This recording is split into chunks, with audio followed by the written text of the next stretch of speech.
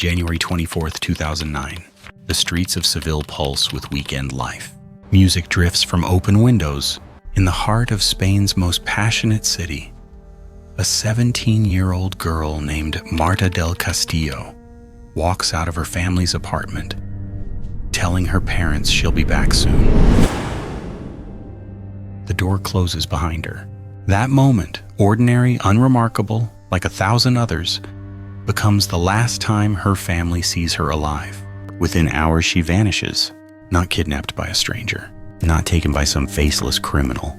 She disappears into a labyrinth of lies so twisted, so contradictory, that 15 years later, Spain still doesn't know where she is. The investigation moves fast, except it isn't. The killer changes his story. 7 different versions of how Marta died, 7 different locations for her body. The Guadalquivir River is dredged. Divers search murky waters. Dogs comb through landfills. Forensic teams tear apart forests. Thousands of hours invested. Marta del Castillo remains hidden somewhere in Seville, a ghost haunting a city that can't let go. The killer sits in prison. The conviction stands, but without a body, justice feels incomplete. This isn't a mystery that ended with a trial. It's a mystery that refuses to die. Every few years, a new lead surfaces. A witness comes forward. The family fights on. They demand answers. They demand closure. They demand their daughter back. But the truth remains buried beneath layers of deception so thick that even the people who know what happened can't agree on the story. One question echoes through courtrooms, television studios, and dinner tables across Spain. Where is Marta del Castillo? The answer should be simple. A body can't just disappear in a modern European city. Forensic science should find her. GPS data should reveal her. Someone should talk. But Seville keeps its secrets. The river keeps flowing. The landfills keep piling up. And somewhere, in water, in earth, in concrete, Marta waits to be found. This is the case that Spain can't solve. The mystery that won't end. The missing answer that haunts a nation. January 24th, 2009. Saturday night in Seville. The temperature hovers around 12 degrees Celsius. Cold for southern Spain, but not unbearable. The city's narrow streets buzz with weekend energy. Friends meeting for tapas, couples walking hand in hand. Teenagers laughing in plaza corners. Normal, unremarkable. Except somewhere in this ancient city, in the next few hours, a 17-year-old girl will disappear so completely that 15 years later, no one will know where she is. Marta del Castillo Casanueva lives with her family in the Tartessos neighborhood of Seville, a working-class area, tight-knit, everyone knows everyone. She's a typical Spanish teenager, brown hair, bright smile, dreams of becoming a teacher. She's studying for her bachillerato exams. Her life is ordinary in the best possible way. She has friends, she has boyfriends, she has arguments with her parents about curfews and homework. Nothing about Marta suggests tragedy. Nothing about this Saturday suggests what's coming. But at 8:45 in the evening, she tells her mother she's going out, just for a bit, meeting some friends. She'll be back soon. Her mother, Eva Casanueva, doesn't think twice about it. Why would she? Marta goes out. Marta comes back. That's how it works. That's how it's always worked. Marta leaves the apartment wearing jeans and a jacket. She takes her phone. She doesn't take much else. The door closes. Eva hears her daughter's footsteps descending the stairs. Then silence. That moment, so mundane it barely registers, becomes the last confirmed sighting of Marta del Castillo alive by her family. Everything after this point exists in shadow, in contradiction, in lies that will multiply like cancer cells until the truth is buried so deep, Spain will spend decades trying to dig it out. 9 o'clock, 10 o'clock, 11. Midnight passes. Marta doesn't come home. Eva starts to worry. She calls Marta's phone. No answer. She calls again. Nothing. She calls Marta's friends. Have you seen her? Do you know where she is? The answers come back uncertain, conflicting. Someone saw her earlier. Someone thinks she was meeting her ex-boyfriend. Someone heard she was at a party, but no one knows for sure. No one can say with certainty where Marta del Castillo is at this exact moment. The hours stretch. 1 in the morning, 2, 3. Eva's worry transforms into something darker, something primal. The kind of fear that lives in every parent's nightmares. Sunday morning, January 25th. Dawn breaks over Seville. Marta still hasn't come home. Eva calls the police. A missing person report is filed. The machinery of investigation begins to turn. Officers take statements. They gather details. Age, 17. Height, 1.65 meters. Last seen wearing dark jeans and a light-colored jacket. The details feel insufficient. Clinical. They don't capture who Marta is. They don't explain the growing dread that something catastrophic has happened. Because teenage girls don't just vanish in modern European cities. They run away, sure. They crash at friends' houses. They have fights with their parents and disappear for a day or two to make a point. But they come back. They always come back. Except Marta doesn't. The investigation focuses immediately on the boyfriend, or rather the ex-boyfriend. Miguel Carcaño del Pino Delgado, 19 years old, unemployed. He and Marta dated for several months before breaking up in late 2008. The relationship was volatile. Arguments, jealousy, the usual teenage drama amplified by intensity and inexperience. They broke up. They got back together. They broke up again. By January 2009, they're no longer a couple, but they're not exactly done with each other either. That messy, undefined space where exes orbit each other. Texts, calls. Maybe we should talk. Maybe we can be friends. Maybe. Investigators learn that Marta planned to meet Miguel on Saturday night. Some witnesses say she went to his apartment. Others aren't sure. The details blur. Miguel Carcaño lives at 22 León 13 Street, a modest apartment in Seville's Old Quarter. Narrow streets, buildings pressed close together. The kind of neighborhood where sound carries through walls and privacy is a luxury no one can afford. His apartment becomes ground zero. Police arrive. They question Miguel. They question his friends. They question everyone who was supposedly at the apartment that night. The answers don't line up. Times shift. Stories contradict. Someone was there, someone wasn't. Someone left early, someone arrived late. The chronology fractures like a mirror hit with a hammer. Shards of truth scattered in every direction, reflecting distorted images that don't quite form a coherent picture. What investigators piece together from these fractured accounts is this. Marta did go to Miguel's apartment on Saturday night. She arrived sometime between 9 and 10 in the evening. Miguel was there. So was his friend, Francisco Javier Garcia, known as Carcaño's best friend. Another friend, Francisco Javier Delgado, nicknamed El Cuco, may have been present. Marta's friend, Maria Garcia, also called Loli, was supposed to be there. But was she? The witnesses can't agree. What they can agree on is this. At some point during the night, something happened. Something terrible. Something that ends with Marta del Castillo never walking out of that apartment alive. But what exactly happened? That question will spawn 7 different answers, 7 different lies, 7 different versions of the same nightmare.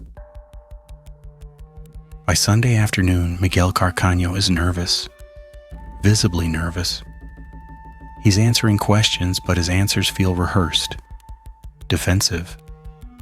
Police don't have evidence yet. No body, no crime scene.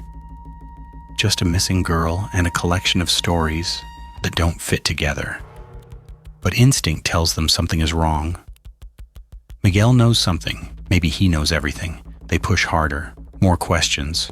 More inconsistencies. Miguel's story starts to crack. Small fissures at first, then larger breaks. By Sunday evening, less than 24 hours after Marta disappeared, Miguel Carcaño confesses. He killed her. An argument, a fight. Things got out of hand. She's dead. But here's where the nightmare truly begins. Where is her body? Miguel says he threw her in the Guadalquivir River, weighted her down. She's at the bottom, gone. The confession should end the mystery, should bring closure, should let Marta's family bury their daughter and begin the impossible work of grief. But it doesn't, because Miguel is lying, or he's telling a partial truth, or he's protecting someone, or he's confused, or he's manipulating the investigation. The reasons don't matter. What matters is this: the river will be searched. Divers will descend. Sonar will scan the murky depths. And Marta del Castillo will not be found. Every missing person case has a moment. The moment when hope dies. When the family realizes their loved one isn't coming home. For Marta's family, that moment arrives in fragments. First, the confession. Miguel killed her. She's not missing. She's dead. That realization hits like a tsunami. But then a strange thing happens. The absence of a body keeps hope alive. Twisted hope. Desperate hope. Maybe he's lying about killing her. Maybe she's alive somewhere. Maybe this is all a terrible mistake. The human mind will construct elaborate fantasies to avoid unbearable truth. Eva Casanueva will spend years trapped in this limbo, knowing her daughter is dead, refusing to accept it without proof, without a body to bury, without final confirmation that the nightmare is real. By Monday, January 26th, Marta del Castillo's disappearance explodes into national news. Television cameras descend on Seville. Reporters crowd the Tartessos neighborhood. The story has everything media loves. A beautiful teenage girl, a violent ex-boyfriend, a confession that doesn't lead to a body, mystery, tragedy, the possibility of lies and cover-ups. Spain becomes obsessed. Who killed Marta? Where is she? What really happened that night? The questions multiply faster than answers. And in the center of it all, Miguel Carcaño sits in a police interrogation room, about to tell the first of 7 different stories, 7 different lies, 7 different versions that will send investigators on wild goose chases across Seville, searching rivers and landfills and lakes, finding nothing, absolutely nothing. The last night becomes the first day of a mystery that will haunt Spain for over a decade. Marta del Castillo walked out of her apartment on a cold January evening. She never came back, and 15 years later, no one knows where she is. The first 72 hours of any investigation are critical. Evidence degrades. Memories blur. Witnesses scatter. In missing person cases, those initial 3 days often determine whether someone comes home alive or becomes a statistic. For Marta del Castillo, those 72 hours become a frantic race against time. Police mobilize. Family members canvass neighborhoods. Friends share information on social media. But beneath the urgency, something darker emerges. The timeline of Marta's last night doesn't add up. Witness statements contradict each other. Phone records reveal gaps. Security footage shows nothing. It's as if Marta stepped into a void where facts cease to exist and only contradictions remain. Investigators start with the basics. Phone records. Marta's mobile phone activity stops abruptly on Saturday night, January 24th, at approximately 10:15 in the evening.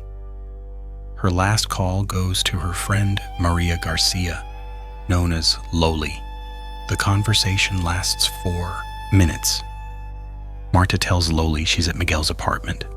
She sounds normal, maybe a bit tense, but nothing alarming. After that call ends, Marta's phone goes silent. No more calls, no more texts. The device pings one final time off a cell tower near the Tartessos neighborhood, then nothing. It's as if the phone and Marta simply cease to exist. This digital silence becomes the first red flag.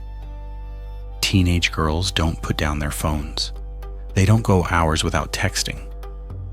The absence of activity screams wrong.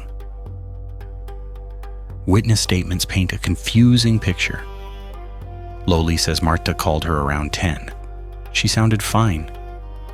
She was with Miguel. But when asked if Marta mentioned anyone else being present, Loli hesitates. Maybe someone else was there?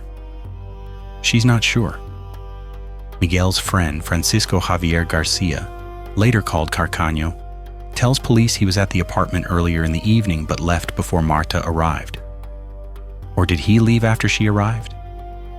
His story shifts.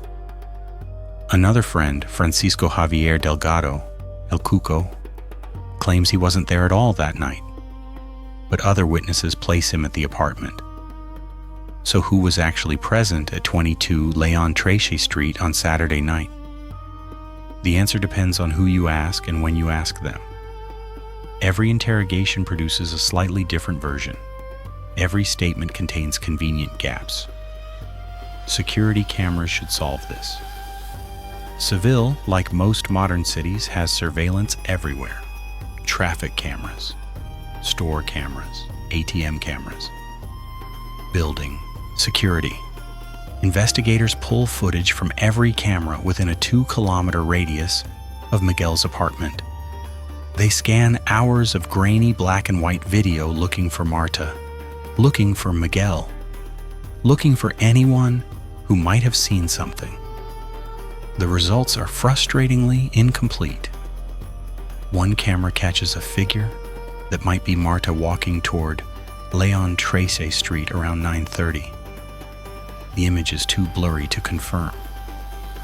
Another camera near the Guadalquivir River shows a car matching the description of Miguel's friend's vehicle around midnight, but the license plate is obscured.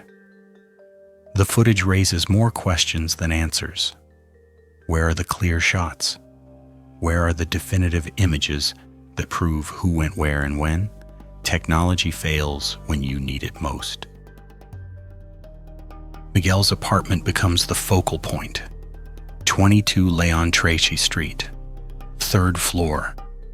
A cramped 2-bedroom space that Miguel shares with his mother, Rosalia Garcia. But Rosalia isn't home that Saturday night. She's visiting relatives. Miguel has the place to himself. Or does he? Neighbors hear voices, raised voices, an argument maybe. Around 10:30, someone in the building below hears thumping, like furniture moving, or something heavy hitting the floor. But no one investigates. Domestic disputes are common. Couples fight. It's not unusual. Except this isn't just a fight. This is something far worse. When forensic teams later sweep the apartment, they find traces, microscopic evidence, blood spatter patterns on the bathroom wall. Cleaned, but not completely erased. Someone tried to scrub away what happened. Someone tried to make the crime scene disappear. The timeline investigators construct goes like this. 8:45 in the evening. Marta leaves her family's apartment.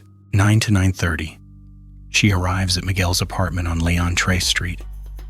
Security footage suggests she's alone. No one forces her.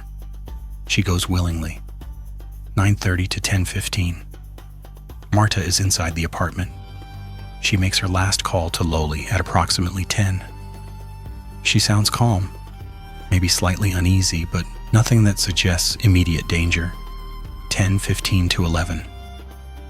The phone goes silent. This is the window.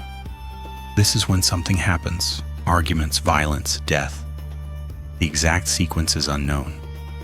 But by 11 o'clock, Marta del Castillo is no longer alive. At least that's what Miguel will later claim. But here's where it gets complicated. Between 11 and midnight, witnesses report seeing people leaving the apartment. Multiple people. Carrying something heavy. Loading something into a car. What are they carrying? Whose car? The witnesses can't say for certain, or won't. Midnight to 3 in the morning becomes the disposal window. This is when Marta's body must be moved, hidden, made to disappear. Miguel's later confession places him at the Guadalquivir River around 1 in the morning. He claims he threw Marta's body into the water near the San Telmo Bridge, weighted it down with something heavy, watched it sink into the darkness. But other witnesses tell different stories. Someone sees Miguel's car near a construction site. Someone else spots him at a gas station. The timelines don't align, the locations contradict. It's as if multiple versions of that night exist simultaneously, each one equally plausible and equally impossible. How can Miguel be at the river and the construction site and the gas station all at the same time? He can't, which means someone is lying, or everyone is lying, or the truth is so horrific that lies become a form of protection.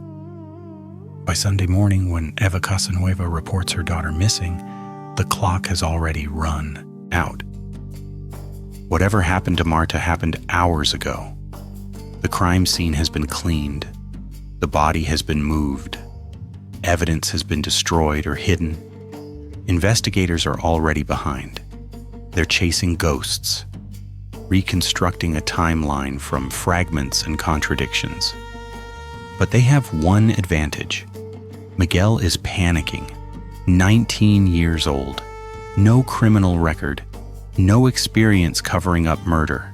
He's scared, nervous, making mistakes. When police question him on Sunday afternoon, his answers are too practiced, too defensive.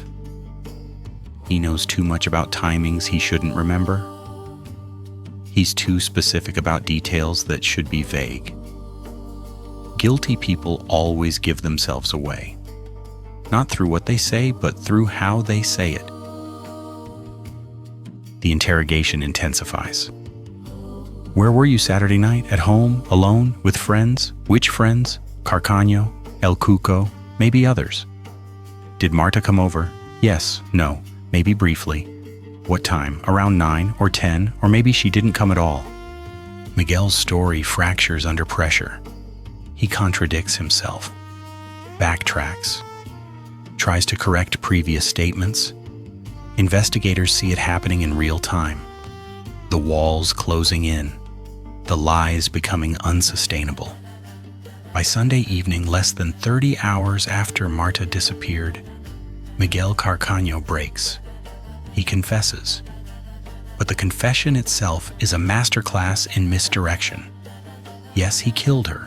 Yes, it was an accident. Yes, he panicked. Yes, he disposed of the body. But where? That's where the story begins to change. That's where the 7 versions begin. That's where the nightmare of Marta del Castillo transforms from a murder investigation into something far more sinister. A game of lies that will last over a decade. The timeline should be simple. Girl meets ex-boyfriend. Argument escalates. Violence occurs. Body is hidden. Except nothing about this case is simple. Every minute of that Saturday night exists in multiple contradictory versions. Every witness remembers something different. Every piece of evidence points in a different direction. Phone records stop at 10:15. Security footage shows blurs. Forensics find traces of cleaning. Confessions emerge but don't lead to bodies. It's as if the universe itself conspired to make Marta del Castillo impossible to find. Investigators have the timeline. They have the suspects. They have the confession. But what they don't have is the one thing that matters. Marta. The clock ticked. The hours passed. And somewhere in Seville, a 17-year-old girl vanished so completely that 15 years later, Spain still doesn't know where she is. The timeline doesn't add up because it was never meant to add up. Someone made sure of that. Version 1 arrives on Sunday, January 25th, 2009, less than 24 hours after Marta disappeared. Miguel Carcaño sits across from investigators in a sterile interrogation room. He's sweating, fidgeting. His story has already cracked under pressure. Now he's ready to confess. "I killed her," he says. "It was an accident. We argued. Things got physical. She hit her head. She died." The investigators lean forward. Where is she? Miguel's answer should end the nightmare. Should bring Marta home. Should let her family bury their daughter. Instead, it launches a decade-long odyssey through lies so contradictory, so deliberately confusing, that Spain will question whether Miguel Carcaño is stupid, manipulative, or protecting someone far more dangerous than himself. The Guadalquivir River, Miguel says. "I threw her in the river, near the San Telmo Bridge, around 1 a.m. I weighted her body down with something heavy, a backpack full of rocks maybe, or a piece of concrete. The details are vague, but the location is specific. The river. Within hours, dive teams mobilize. The Guadalquivir cuts through the heart of Seville.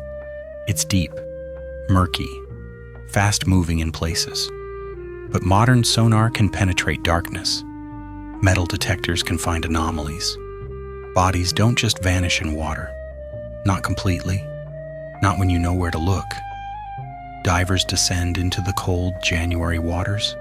They search the area Miguel described. They scan the riverbed. They deploy underwater robots with cameras. Days pass, then weeks.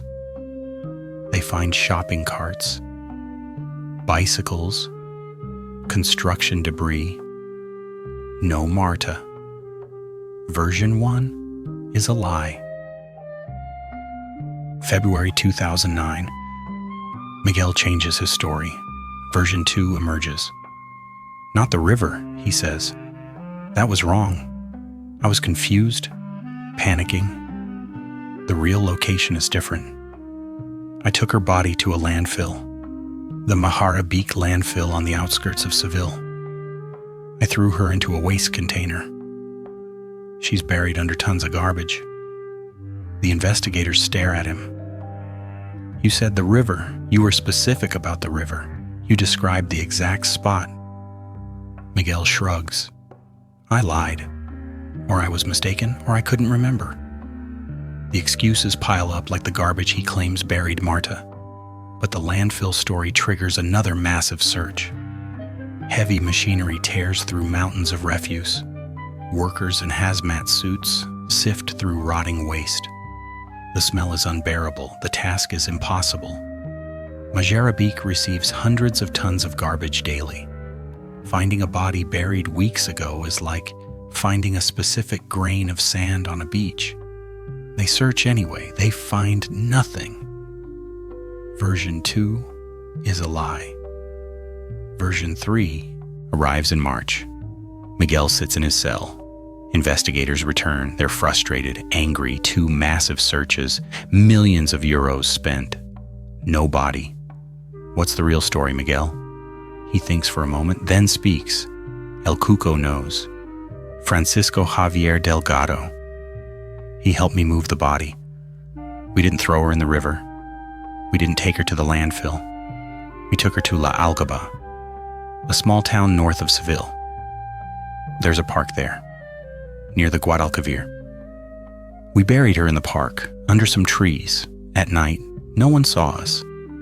This version introduces a new element: accomplices. El Cuco is arrested, interrogated. He denies everything. I wasn't there. I don't know anything. But Miguel insists, so police search La Algaba Park. They bring cadaver dogs, ground-penetrating radar. They dig in multiple locations. Days of excavation, tons of earth moved. No body, no evidence, no Marta. Version 3 is a lie. By April, investigators realize what's happening. Miguel isn't confused. He isn't trying to remember, he's playing them. Every false location wastes resources, exhausts teams, damages morale. But why? What's the end game?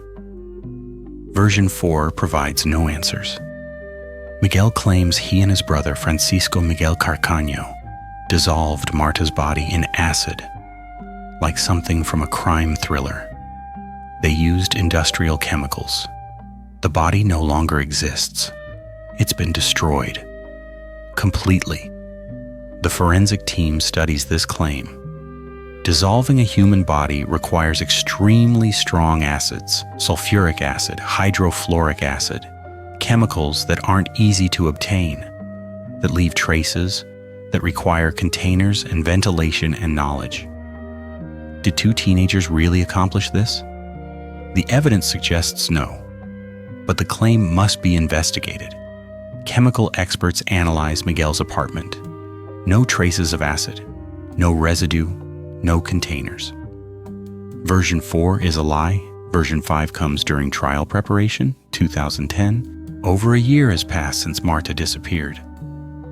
Miguel's lawyers try to construct a defense, but their client won't stop changing his story.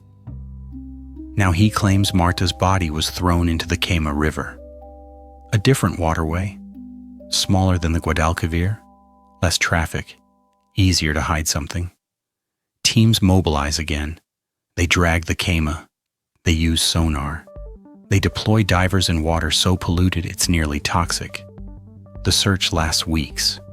They find industrial waste, old furniture, animal carcasses. No Marta. The pattern is established. Miguel points. Teams search. Nothing is found. Version 5 is a lie. Version 6 emerges in testimony. Miguel now claims Francisco Javier Garcia Carcaño, his best friend, took the body somewhere. He won't say where, or he doesn't know, or he's protecting Carcaño. The friendship fractured during interrogations. Everyone turned on everyone else. Accusations flew in all directions. Carcaño told investigators Miguel acted alone.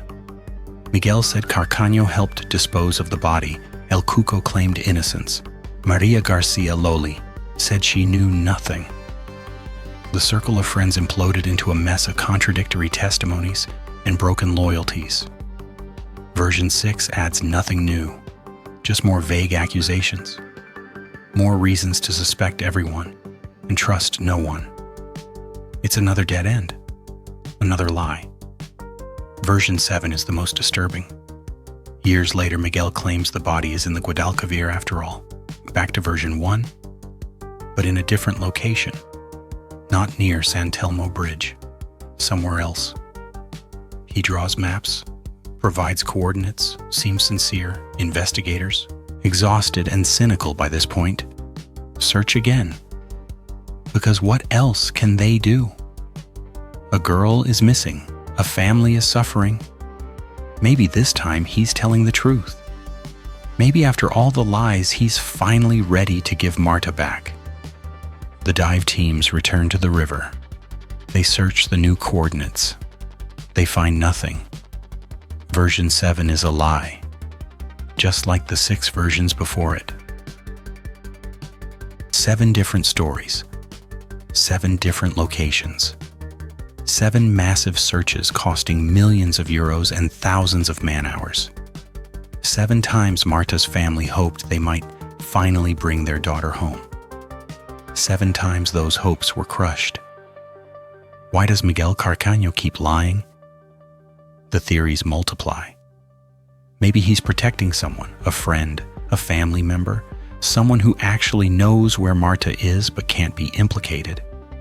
Maybe he's playing a sick game, enjoying the power of keeping this secret, reveling in the attention and control. Maybe he genuinely doesn't remember.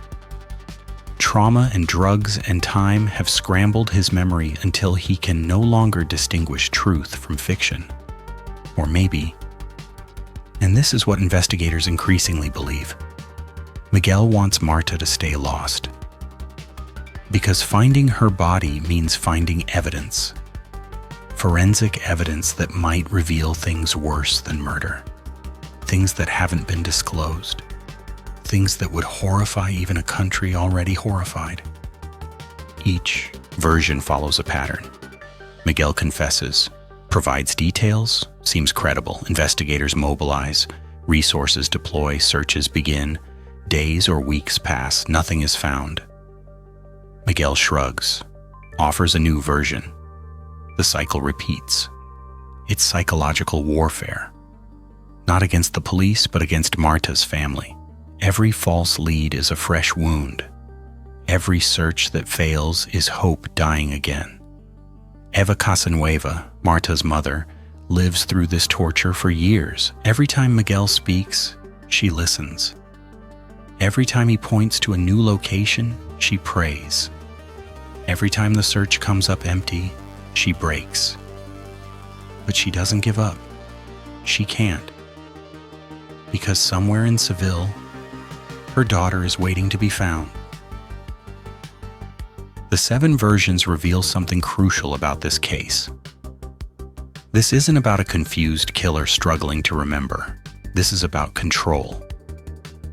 Miguel Carcaño, convicted and imprisoned, still controls the narrative.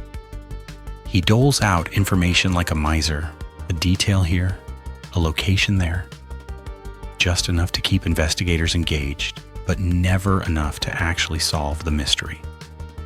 Why? Because the moment Marta's body is found, Miguel loses his only remaining power. He becomes just another convicted murderer serving his sentence. But as long as Marta stays hidden, as long as her family suffers, as long as Spain demands answers, Miguel matters. He's relevant. He's important. He's the keeper of the terrible secret. And some people would rather be infamous than forgotten. The Guadalquivir River stretches 80 kilometers through Andalusia. It cuts through Seville like a vein through flesh. The Romans called it Betis. The Moors knew it as Al-Wadi al-Kabir, the Great River. For millennia, it's been a source of life, commerce, transportation, culture. But in January 2009, it becomes something else, a potential tomb. When Miguel Carcaño first claims he threw Marta's body into the Guadalquivir, investigators face a nightmarish reality. Rivers don't give up their dead easily. Water moves, currents shift, bodies sink to depths where light dies and pressure crushes. Finding someone in a river isn't like searching a room or even a field. It's like searching an alien world where every rule of land-based investigation breaks down. The first search begins within 48 hours of Miguel's confession. Police mobilize dive teams. The Guardia Civil's specialized underwater unit arrives. These are professionals, trained for exactly this kind of recovery. They use side-scan sonar to map the riverbed. They deploy remotely operated underwater vehicles with high-definition cameras. They divide the search area into grids, methodical, systematic, every square meter of river bottom documented. The conditions are brutal. January water temperatures hover around 10 degrees Celsius. Visibility is less than half a meter. The Guadalquivir isn't some crystal-clear mountain stream. It's urban, industrial, polluted. Divers descend into murky darkness where they can't see their own hands. They navigate by touch and instruments, searching for something that might not even be there. Weeks pass. The dive teams find shopping carts, bicycles, car parts, 50 years of civilization's garbage dumped into the river. But no body, no clothing, no backpack. Nothing that suggests Marta del Castillo ever touched this water. The physics work against them. If Miguel threw Marta's body from San Telmo Bridge around 1 in the morning, where would it be now? Bodies don't sink straight down.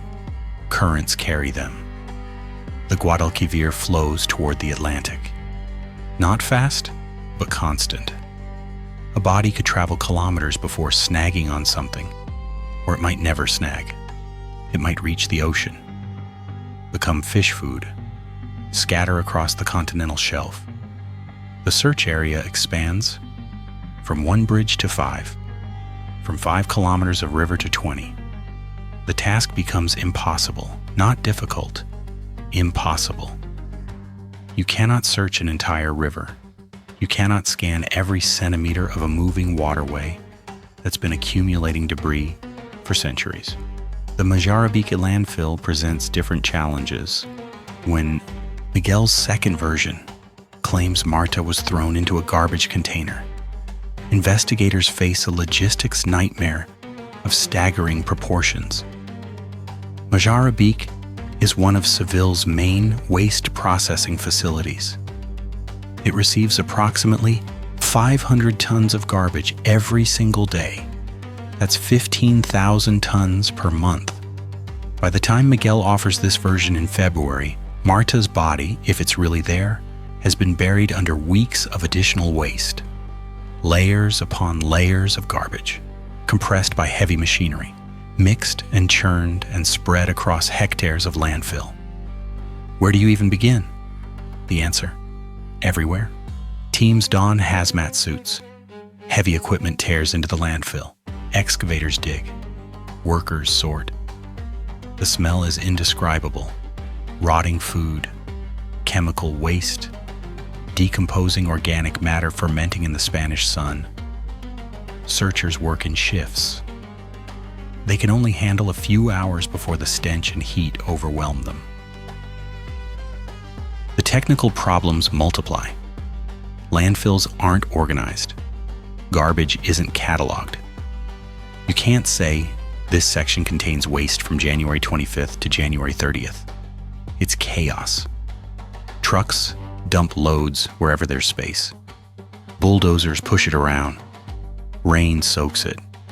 Sun bakes it. Everything becomes an undifferentiated mass of refuse. The search teams try to narrow the focus. Which waste containers were collected from the areas Miguel mentioned? Where would those containers have been dumped? The tracking is incomplete. Records are vague. Best estimates put the target area at several thousand cubic meters of garbage. That's not a search. That's an archaeological excavation through hell. They spend weeks digging. They find dead animals, hazardous materials, things that should never have been thrown away. No Marta. The landfill search ends without answers. The only certainty, if Marta was ever there, finding her now is beyond current capabilities. La Algaba Park should be easier. Parks are finite, bounded.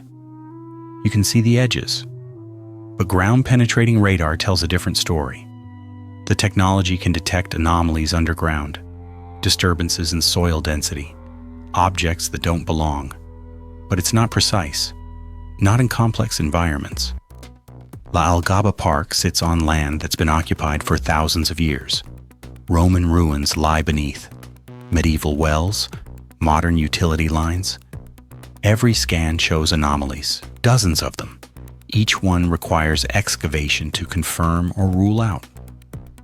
The teams dig in multiple locations. They bring cadaver dogs, trained to detect decomposition. The dogs alert in 3 separate areas. Excavation reveals an old animal burial site, a discarded septic tank, tree roots so dense and thick they could be mistaken for bone. No human remains. The park search lasts 2 weeks. It's thorough, professional, ultimately futile. Each failed search teaches investigators something about the limitations of forensic. Technology helps, but it's not magic. Sonar can't see through mud and debris. Radar can't distinguish between a body and a buried pipe. Cadaver dogs are remarkable, but they alert to all decomposition, not just human. The searches also reveal logistical realities. Dive teams can only work so many hours before exhaustion becomes dangerous. Landfill workers can only sift so much garbage before health risks force rotation. Equipment breaks down. Budgets run out. Public interest wanes. Media moves to the next story. The searches for Marta del Castillo cost the Spanish government an estimated €4 million between 2009 and 2015. €4 million. Thousands of man-hours. Dozens of specialized teams. The most advanced forensic technology available, and nothing, absolutely nothing. Why do the searches fail? The simple answer: because Miguel Carcaño lied about the locations. But there's a deeper truth. The searches fail because hiding a body in a modern city is easier than finding one. Seville has rivers, landfills, parks, forests, construction sites, abandoned buildings, sewers, canals, underground tunnels, thousands of places where something small, and a 17-year-old girl is small compared to the vastness of urban infrastructure, can be hidden. Finding something requires knowing where to look. Without accurate information, searches become random, and random searches fail. Not because the teams are incompetent, not because the technology is inadequate, but because the fundamental equation is impossible. You're searching infinite space with finite resources based on information from someone who wants you to fail. The Quema River search demonstrates this perfectly. Miguel's fifth version points to a different waterway, smaller, more manageable. Investigators approach with cautious hope. Maybe this time, maybe he's finally telling the truth. The Quema is narrow enough to search thoroughly. They can deploy barriers to prevent current from moving anything. They can section it off and examine every square meter. The search begins with optimism. It ends with familiar disappointment. The Quema yields nothing because Marta was never there, because Miguel pointed them toward another dead end, because the game continues. And with each failed search, the probability of ever finding Marta decreases. Bodies decompose, evidence degrades, memories of potential witnesses fade. Time becomes the enemy, and time always wins. By 2015, the active searches largely stop. Not officially. No one declares the case closed. No authority says we're giving up. But the resources dry up. The political will evaporates. Marta's case remains open. Technically, but practically, the searches have ended. Investigators shift to reactive mode. If new information emerges, they'll follow it. If Miguel suddenly tells a credible story, they'll mobilize again. But the days of proactive, large-scale searches are over. The river has been dragged. The landfills have been excavated. The parks have been scanned. Where else can they look? Seville is a city of 700,000 people. Millions of square meters of urban landscape. Without specific, credible information about location, searching becomes theatrical. A performance for the media and the family. Motion without progress. Activity without achievement. The failed searches leave scars on the investigators who spent years diving into rivers and digging through garbage, finding everything except what they were looking for. On the search teams who gave maximum effort and received only frustration.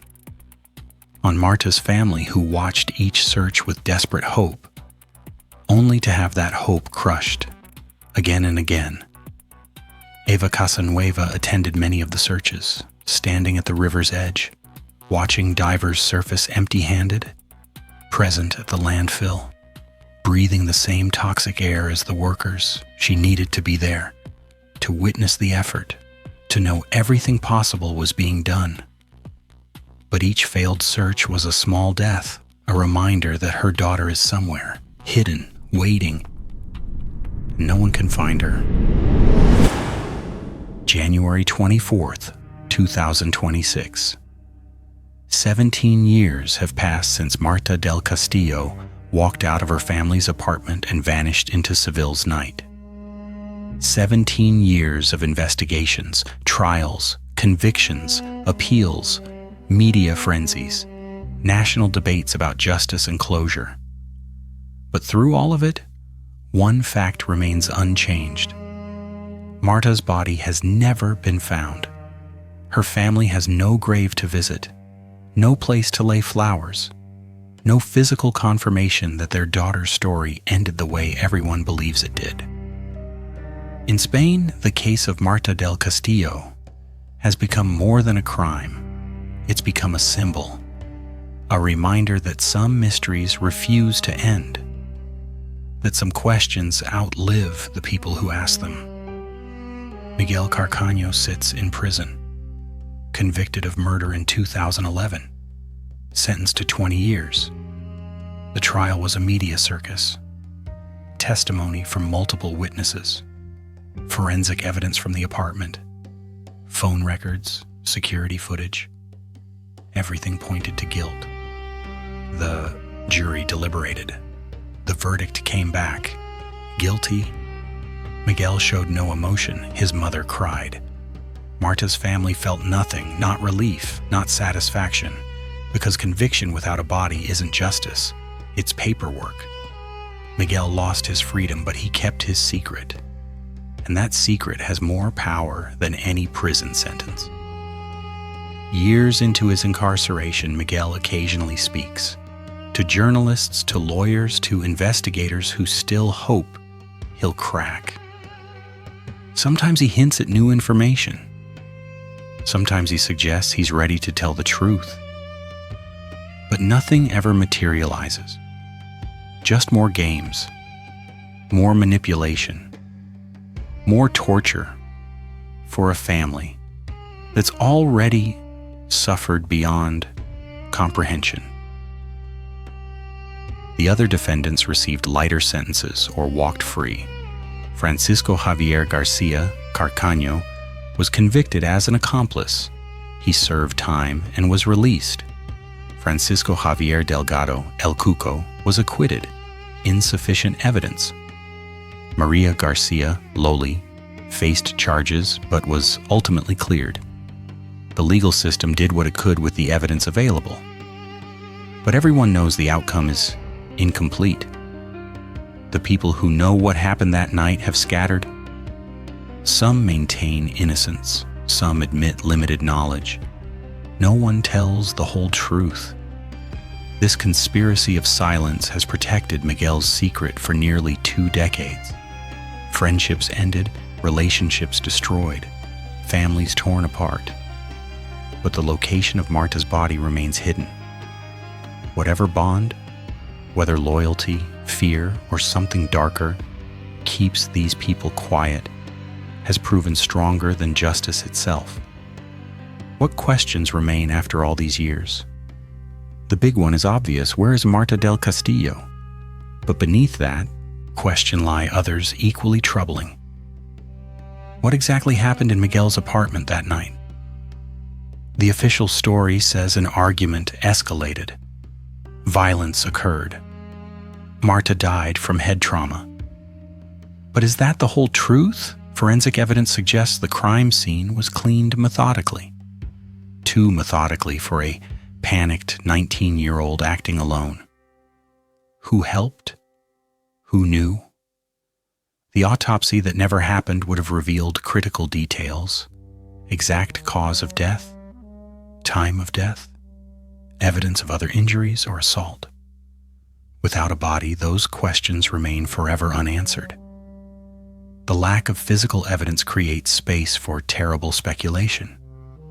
Was this really just a crime of passion? Or was something more calculated happening? The unknowns multiply in the darkness. Another question haunts investigators. How did they hide her so successfully? 17 years, hundreds of searches, millions of euros, advanced technology, international experts, yet nothing. Bodies leave traces. They decompose, they leak fluids, they attract scavengers. Even when buried or submerged, they create detectable disturbances. So how did Miguel and whoever helped him accomplish what serial killers and criminal masterminds struggle to do? Either they got extraordinarily lucky, or someone involved is far more intelligent than they appear. The placement must be nearly perfect, hidden but accessible enough that Miguel could have reached it that night, concealed but stable enough to remain undiscovered through years of searching. That combination of factors suggests planning, forethought, knowledge of how investigations work and where they don't look. Was Miguel capable of that level of sophistication, or did someone else orchestrate the disposal? The question of accomplices remains contentious. Miguel claims he acted alone, then he claims others helped, then back to acting alone. The court convicted him as the primary perpetrator and Carcaño as an accomplice. But what about the others? What about the people who were supposedly at the apartment that night? The witnesses who saw things but claim ignorance? Spanish law struggled with this. Without a body, proving who did what becomes nearly impossible. You can prove Miguel killed Marta through circumstantial evidence and his confessions. But proving someone helped hide the body requires physical evidence, traces of DNA, fibers, soil samples that match a location. None of that exists without the body itself. So potential accomplices walk free. Not because they're innocent, but because proving guilt is impossible. That injustice burns. Marta's family knows others were involved.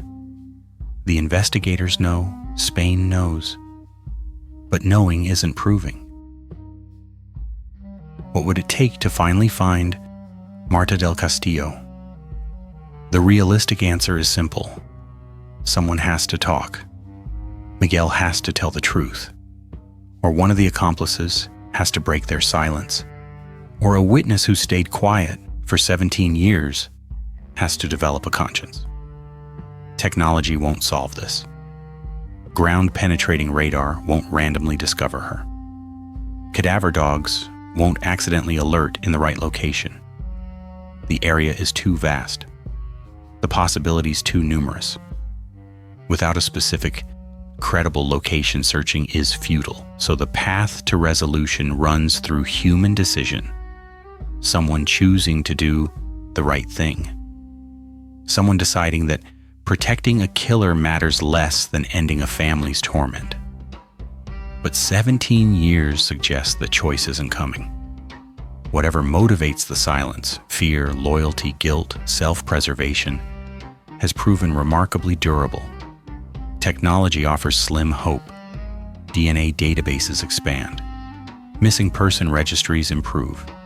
If remains are ever discovered accidentally during construction or environmental changes, modern forensic can identify them instantly. A single tooth is enough, a fragment of bone. Marta's DNA is on file. Her dental records are cataloged. If any part of her surfaces, identification would be immediate. But that's passive hope, waiting for luck, waiting for the universe to accidentally reveal what men deliberately hid. It's not a strategy, it's prayer. Some families wait decades for that kind of miracle. Some never get it. Marta's family has already waited 17 years. How much longer can they endure? The legal system has reached its limits. Miguel is in prison. Others were tried and convicted or acquitted. Appeals have been exhausted.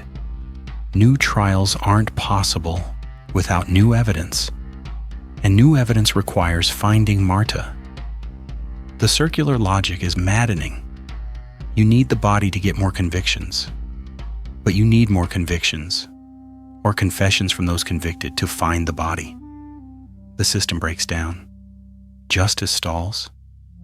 Eva Casanueva has spent 17 years fighting for her daughter, fighting for truth, fighting for closure.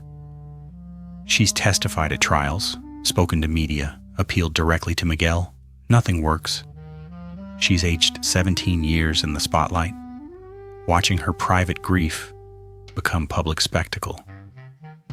Watching Spain debate her daughter's case on television, while Marta remains hidden somewhere. The psychological toll is incalculable.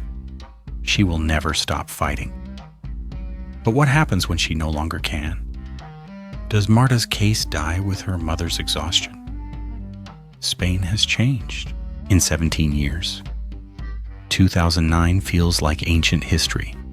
Different government, different generation. Kids born the year Marta disappeared are now adults themselves. But the case endures. Every few years, it resurfaces. An anniversary, a new statement from Miguel, a documentary, a book. Spanish society can't let go. The case taps into primal fears. If this can happen to Marta, a normal girl in a normal city, it can happen to anyone. If a body can disappear so completely in a modern country with advanced police forces, what does that say about safety, about justice, about the ability of the state to protect its citizens? The case isn't just about one girl. It's about all the questions we don't want to ask about how fragile civilization really is. What needs to happen is clear. Miguel Carcaño needs to tell the truth. Not another version, not another lie designed to spark false hope. The actual truth. Where he took Marta, what he did, who helped. The exact location where she can be found. Will that happen? History suggests no. Miguel has shown no genuine remorse, no authentic desire to end this. He could bring peace to a family that suffered for 17 years. He could let Marta rest. He could do one decent thing in a life defined by terrible choices. But he doesn't. Every year that passes makes it less likely he ever will. People harden in their positions. Lies become truth through repetition. Memory degrades until even Miguel might not remember the real location. If he ever knew it. If he's not protecting someone else. If the whole story hasn't been misdirection from the beginning. January 24th, 2026. 17 years later. Somewhere in Seville, Marta del Castillo waits. In water or earth or concrete. Hidden by men who valued their freedom more than her dignity. Spain remembers. Her family fights on. And the question that started this story remains unanswered. Where is she? Where is Marta del Castillo? The case isn't over. It can't be over. Not until she comes home.